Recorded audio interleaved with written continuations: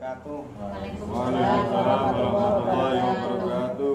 Bismillahirrahmanirrahim. Alhamdulillahirabbil alamin. Assalatu wassalamu ala asrofil anbiya'il mursalin Sayyidina wa maulana Muhammadin wa ala alihi wa ashabihi ajma'in. Amma ba'du.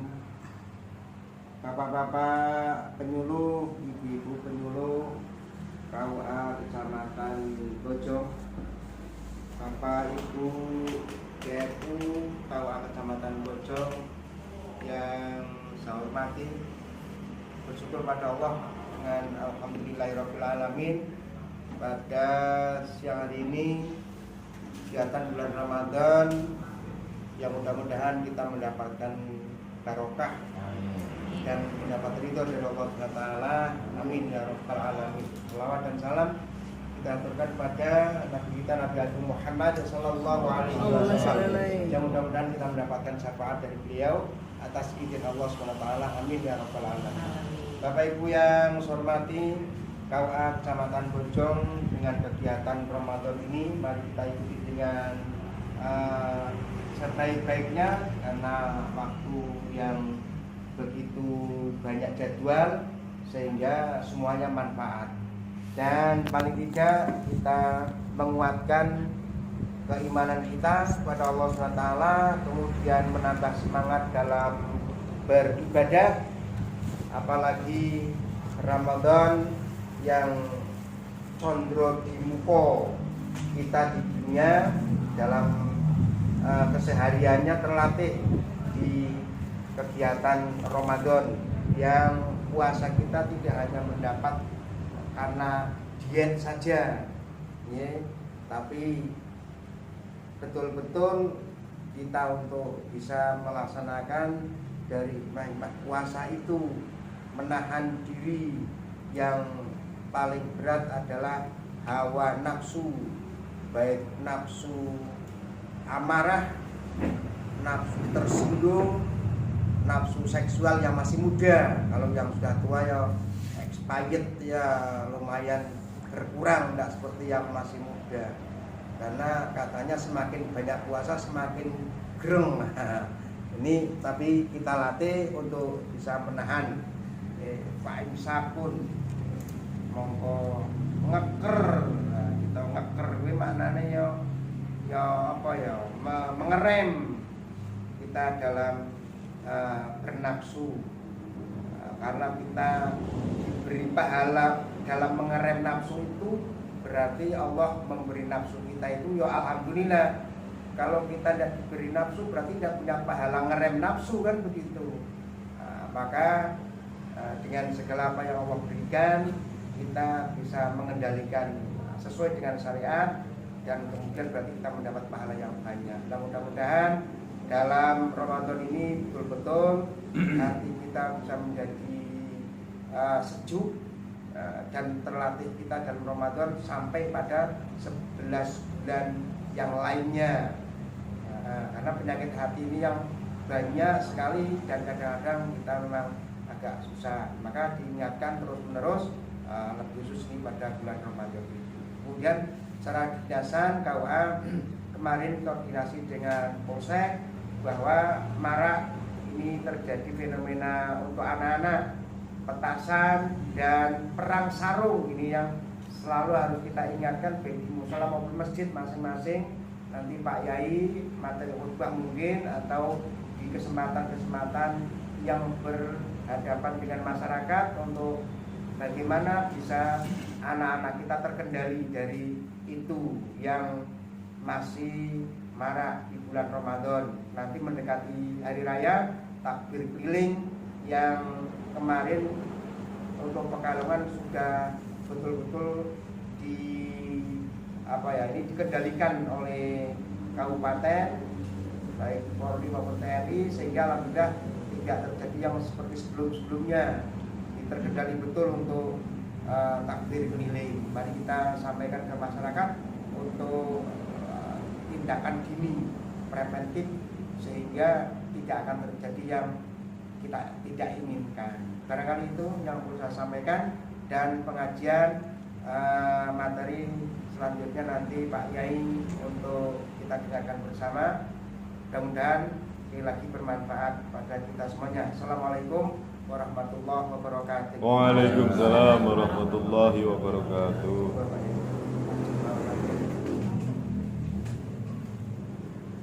Assalamualaikum warahmatullahi wabarakatuh. Waalaikumsalam warahmatullahi. Bapak Ibu hadirin hadirat yang semoga dirahmati Allah SWT, terutama Bapak Yusron dan agama yang kami muliakan. Baiklah, untuk pertemuan kali ini kita menyambung dari pembicaraan Bapak Kiai Yusron SAG ya. Bapak Yasron ya. Yasron. Kali ini berkaitan dengan berpuasa.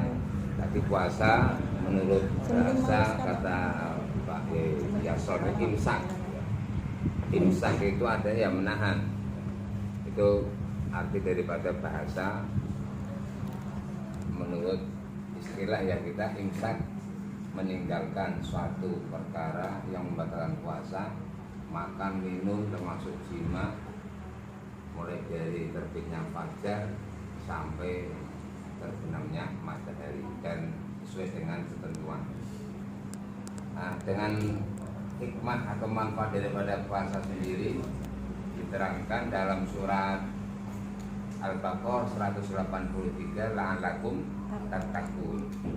Jadi kita akan kaji satu hadis yang diceritakan dari Abi Dzarrin Jundab bin Junadah wa Abi Abdurrahman Mu'ad bin Jabal radhiyallahu an Rasulillah, dari Rasulullah sallallahu alaihi wasallam maqala, Nabi bersabda, ittaqillaha haitsuma kunta wa ati sayyi'atal hasanatan tamhuha wa khaliqin nas bi khuluqin hasan.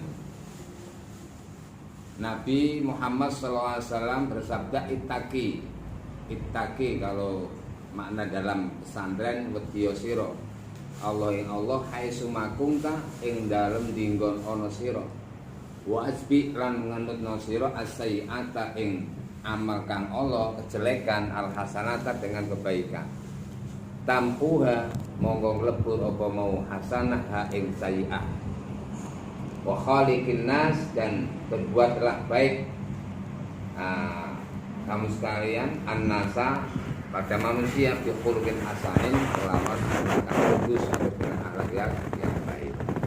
Nah, satu hadis ini memberikan atau anjuran perintah kepada kita sekalian, walaupun hitopnya kepada satu sahabat, ittaqillaha haitsuma kunta. Namun untuk secara umum kita diperintah untuk takwa kepada Allah dalam arti yang meninggalkan semua larangan dan berusaha untuk melakukan atau mengerjakan segala yang diperintahkan oleh Allah semampunya. Jadi kalau meninggalkan larangan itu seluruh kafah, ya separuh-separuh dan setengah. Tapi kalau mengerjakan kewajiban atau mengerjakan perintah-perintah Allah, yaitu semampunya, dalam arti la yukallifullahu nafsan illa wus'aha. Allah tidak memaksakan kepada seseorang ya di batas kemampuan. Oleh karena itu, di samping kita manfaat hikmah daripada puasa, itu tujuannya ialah alakum tatakun, agar kita sekalian menjadi orang-orang yang orang takwa. Oleh karena itu, berkaitan dengan itu, Nabi Muhammad SAW juga berpesan, ittaqillaha haitsuma kunta. Bertakwalah di mana engkau berada. Di pasar juga takwa, di kantor juga takwa, di jalanan juga kita takwa. Jangan takwa ketika kita ada di masjid atau ketika mendengarkan khutbah. Ya, kita tahu setelah keluar dari masjid, keluar dari tempat majelis taklim, lupa. Inilah karena kita manusia tidak lepas dari kelalaian. Al-insanu ma'alul khotawan. Namun dengan sifat atau tabiat manusia itu lupa dan khilaf, karena kita ditepis dengan mengunjungi atau menghadiri majelis taklim, menghadiri pengajian-pengajian dalam rangka untuk menepis agar kita itu sedikit dalam melakukan hal-hal yang salah. Itulah manfaat daripada kita hadir di majelis taklim baik di masjid, musola maupun di kantor termasuk yang kita laksanakan ini, semoga bermanfaat. Kemudian hadis tersebut dilanjutkan wa'ati sayyatal hasanah, karena kita manusia itu mempunyai tabiat yang lalai dan juga khilaf, maka ketika orang tersebut melaksanakan satu kejelekan, ya, satu kesalahan, maka kita ikuti dengan kebaikan, maka kebaikan-kebaikan itu akan bisa menghapus, ya, kejelekan-kejelekan yang telah kita laksanakan, tentunya tidak dengan sengaja, karena khilaf dan karena lupa. Tampuha, kebaikan tersebut akan melebur atau menghapus dengan kejelekan. Contoh, kita pernah melakukan satu kesalahan yang sedikit, yang mungkin mengambil barang seorang tidak izin, ya. Kemudian kita melakukan pernah menggunjing pada teman, ya, mencaci maki pada teman, maka kesempatan kita hadir di majelis taklim, ya, semoga bisa melebur dosa-dosa kita. Allahumma Amin. Wa khaliqin nas bi khuluqin hasanin. Kemudian Nabi juga berpesan wa khaliqin nas, berbuat baiklah kepada manusia bi khuluqin hasanin, dengan akhlak, dengan pekerti yang baik, dengan pekerti yang luhur. Ya, itu juga dengan kita berbuat baik kepada siapa saja, apalagi kepada manusia, kepada sahabat, kepada teman, sedangkan kepada hewan saja kita dianjurkan untuk berbuat baik. Jangan sampai hewan yang tak salah kemudian kita sakiti. Nah, corone wong-wong nek kualat, pemane si meteng, si amil. Nah, kita lebih hati-hati lagi, tidak berani menyakiti kepada manusia, apalagi pada hewan, apalagi pada manusia. Nah, itulah satu sebelumnya hadis yang diceritakan dari sahabat Abi Dzar, Jundab bin Junadah, yang diriwayatkan dalam satu naskah hadis, merupakan hadis hasan dan hadis sahih. Kemudian sebelumnya kultum, ya, kajian 7 menit pada pagi ini bermanfaat untuk kita semua. Amin ya rabbal alamin. Bila taufiq wallahu muwaffiq ila hidayah. Assalamualaikum warahmatullahi wabarakatuh. Al-Fatihah. Alhamdulillahirabbil alamin. Iyyaka na'budu wa iyyaka nasta'in. Shiratal ladzina an'amta 'alaihim. Rabbana taqabbal minna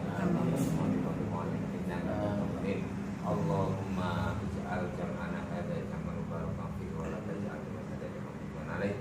Allahumma inna na'udzubika min ilmin la yanfa' wa qalbin la yakhsha' wa amalin la yufa' wa nafsin la tasbah wa du'ain la yusma'u wa manfa'na bima 'allamtana wa yanfa'una bima 'allamna wa hdina wa fiqna ila haqqi wa tariqil mustaqim. Subhanakallahumma wa bihamdika asyhadu an la ilaha illa anta astaghfiruka wa atubu ilaik. Walhamdulillah. Assalamualaikum warahmatullahi wabarakatuh. Waalaikumsalam warahmatullahi wabarakatuh.